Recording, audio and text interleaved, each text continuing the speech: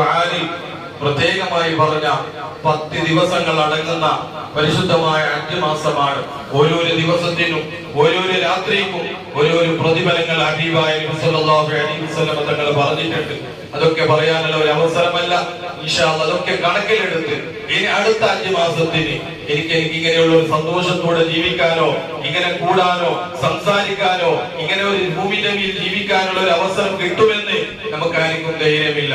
അതുകൊണ്ട് നമുക്ക് കിട്ടുന്ന ദിവസങ്ങളൊക്കെ പരിഗണിച്ചുകൊണ്ട് ഇൻഷാ അല്ലാഹ് എല്ലാവരും നല്ല നല്ല പ്രവർത്തനങ്ങളുമായി ഹറാമിൽ നിന്ന് ഒഴിഞ്ഞു മാറുക, അള്ളാഹു ഇഷ്ടപ്പെട്ടത് മാത്രം ചെയ്യുക, ആ നിലക്ക് നീങ്ങാൻ വേണ്ടിയുള്ള ശ്രമം നമ്മളൊക്കെ നടത്തുക.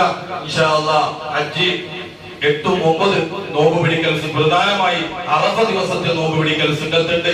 ഇൻഷാ അല്ലാഹ് നമ്മളെ മാത്രമല്ല നമ്മളെ വീട്ടിലും നമ്മളെ മക്കളും ഭാര്യ മക്കളൊക്കെ അതിനുള്ള ഒരു അവസരം ഉണ്ടാക്കി കൊടുത്ത് റബ്ബിനോട് റഹ്മത്തിന് വേണ്ടി ദുആഇക്കുക, അല്ലാഹുവിനോട് മഗ്ഫിറത്തിന് വേണ്ടി ദുആഇക്കുക, മുസ്ലിം സമുദായത്തിന് വേണ്ടി ദുആഇക്കുക.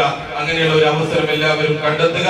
അല്ലാഹു തആല നല്ല നല്ല ദിവസത്തിന്റെ ബർക്കത്ത് കൊണ്ട് നമ്മുടെ ദുനിയാവും ആഖിറവും അല്ലാഹു വിജയിപ്പിച്ചു തരുമാറാകട്ടെ. ഒരുപാട് ആൾക്കാർ ദുആഇക്കാൻ വേണ്ടി ഏൽപ്പിച്ചവരുണ്ട്. അതുപോലെ തന്നെ ഇൻഷാ അല്ലാഹ് അടുത്ത സ്വലാത്ത് മജ്‌ലിസ് മാസത്തിൽ നടക്കുന്നത് നല്ല ഒരു രാത്രിയാണ്, അറഫയുടെ രാത്രിയാണ്. ഇൻഷാ അല്ലാഹ് ആരും തെറ്റാതെ ആ രാത്രിയിൽ വന്ന്, കാരണം അടുത്ത വർഷം അറഫയുടെ രാത്രി അങ്ങനെയുള്ള ഒരു സ്വലാത്തിന്റെ മജ്‌ലിസ് കിട്ടുമെന്നില്ല. ഇൻഷാ അല്ലാഹ് ഇതൊക്കെ ഒത്തുകിട്ടിയിരിക്കുകയാണ്. എല്ലാവരും അത് കണക്കിലെടുത്ത് എന്ത് ജോലിക്ക് പോയാലും നമ്മുടെ അല്ലാഹുവിന്റെ ഭവനമായ പള്ളിയിൽ വെച്ച് റസൂലുള്ളാഹി സ്വല്ലല്ലാഹു അലൈഹി വസല്ലം തങ്ങളുടെ പേരിൽ സ്വലാത്ത് ചൊല്ലിക്കൊണ്ട് ഇൻഷാ അല്ലാഹ് നമുക്ക് രക്ഷ നേടാം എന്ന നിലയ്ക്ക് എല്ലാവരും ഒരുമിച്ച് കൂടണം. അല്ലാഹു ആ മജ്‌ലിസ് വിജയിപ്പിച്ചു തരുമാറാകട്ടെ. അതുപോലെ തന്നെ മുഅ്മിനീങ്ങളെ